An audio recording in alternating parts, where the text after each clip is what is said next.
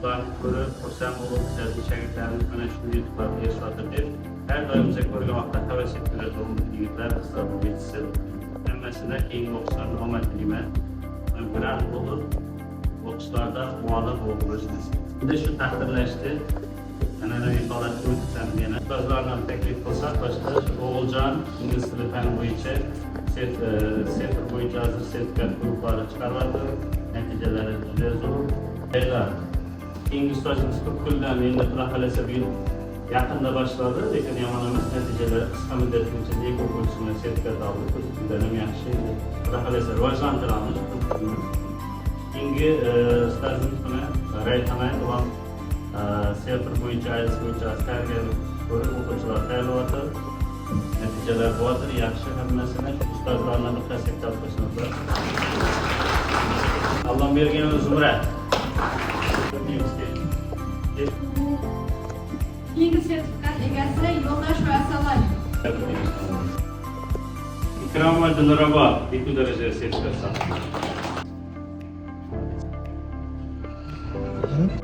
Bo'ldi.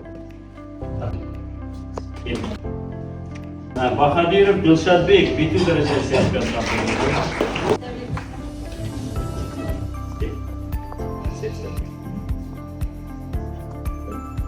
O'razboyeva Mashhura.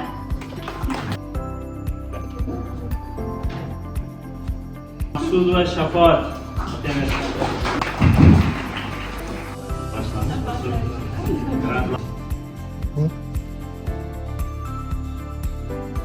Alimjanova Muqaddas, biznes sertifikati. Keyingi o'qishlarni oladi. Badillayeva Gulshahan.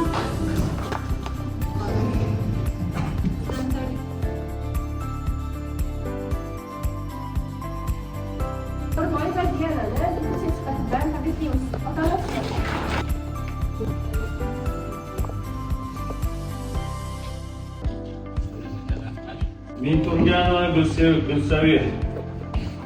Endi marta emas. Demak, Ahmadova Davlat.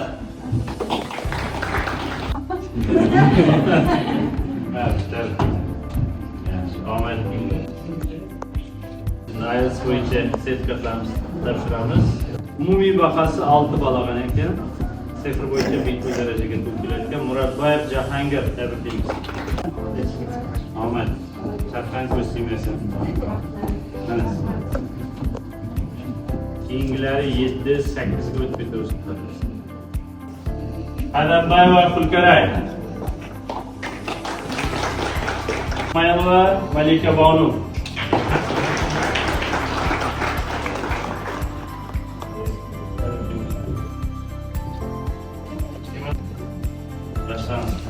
Keyingilarida 7-8. Keyingi eng yaxshi o'quvchilarimizdan biri Nurlayeva Azoda IELTS bo'yicha 7 ball. Sektor bo'yicha Simon markaz kelgan. Nafalasi 8 ga harakat etadi. Yaqinda 8 aralama bilan boramiz. Rustam Dilnoza.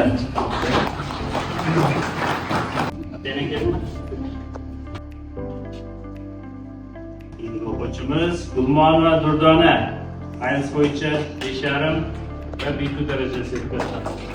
Gulmonov Jahongir 6 ball olgan ekan. Tabriklaymiz.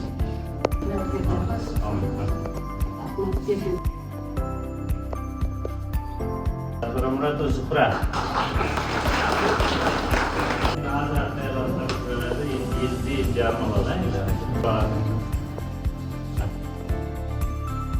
Hukumat hozirgi kunda yoshlarga o'zina bo'lgan ishonchni uyg'otsa, ular faqat ishlashni to'g'ri ko'rsatib bersak, hozirgi yoshlar bilimli deb o'ylayman. Sababi oldingida emas, hozirgi yoshlarda to'g'ri yo'l ko'rsatsak, ular 7,5, 8 deganlarni olib tursa bo'ladi. Faqat ular qo'llab-quvvatlash kerak, azgina yo'l ko'rsatish kerak va to'xtab qolmaslik kerak. Masalan, hozir 6 olgan bola IELTSdan 6,5-7 ga harakat etsa bo'ladi, harakat etish kerak, bu yosh bu. Chunki ilm olishda to qabrgacha davom ettirishimiz kerak. Shuning uchun biz ham hozir bo'ladi bu deb turib 6 bilan cheklanib qolmaslik kerak deb o'ylayman. Masalan, olimpiadachi o'quvchilarimiz Dilnoza Zuhra degan, Azoda degan o'quvchimiz 7 oldi. sertifikat derecesi 7 bo'lsa, 8 ga men ularga maqsad qilib qo'ydimda, 8 olinlar sizlar. Sizlar yoshsizlar arasi 10-sinf edi u. Yana 1 yil vaqti bor. Xudo xolasa ingliz tilini yaxshi, bilimga ega, yetarlicha. Faqat salgina kamchiliklarning ustida ishlash kerak. 7,5 8 ga chiqsa bo'ladi. Ustozlarning kuch-quvvat, ular ilm berishdan charchamanglar. Shunday shogirdlarimiz chiqsinki, shu dunyo tanisin. Shu prezident bilan ko'rishtirgan vaqtda shu shogirdlarimizdan faxrlanib turish nasib etsin. Sizlarga omad tilayman.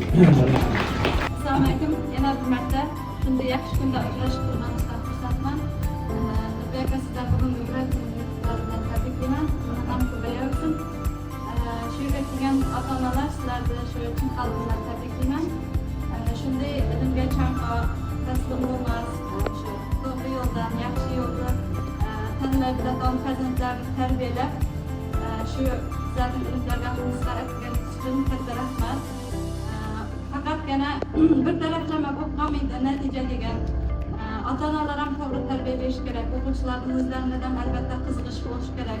Shuning uchun sizlarning shu natijaga qo'shgan hissangizga katta rahmat aytaman. Shunday farzandni tarbiyalab berganingiz uchun sizlarga tashakkur. Shu natijaga erishgan o'quvchilarimizdan tabriklayman. Bardavom bo'laversin. Shu Nurbek ustozimiz aytgandek to'xtab qolish kerak emas. Sertifikat sizlarni bilimingizni belgilab berish kerak emas, chegara qo'yish kerak emas. Shuning teskarisi sizlarni yanada oldiga harakat qilib, yana bilimingizni kuchaytirishga motivatsiya bo'lish kerak, turtki bo'lish kerak. Shunday ekanki, kelgusi o'qishlarimizda omad, yana ham katta zafarlar sizlardan kutib qolamiz. Bu bilan to'xtab qolamiz.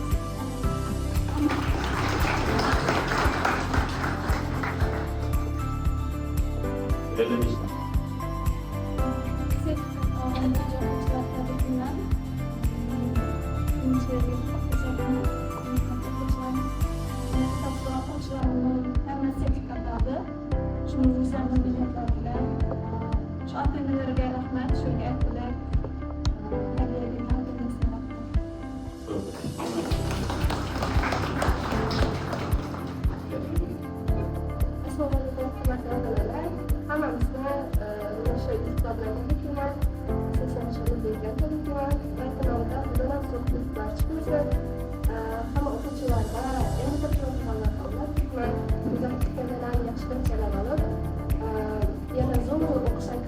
Bu en kichkina hayotda yutib qolsa, bu boshlanishida hamma esi omadli.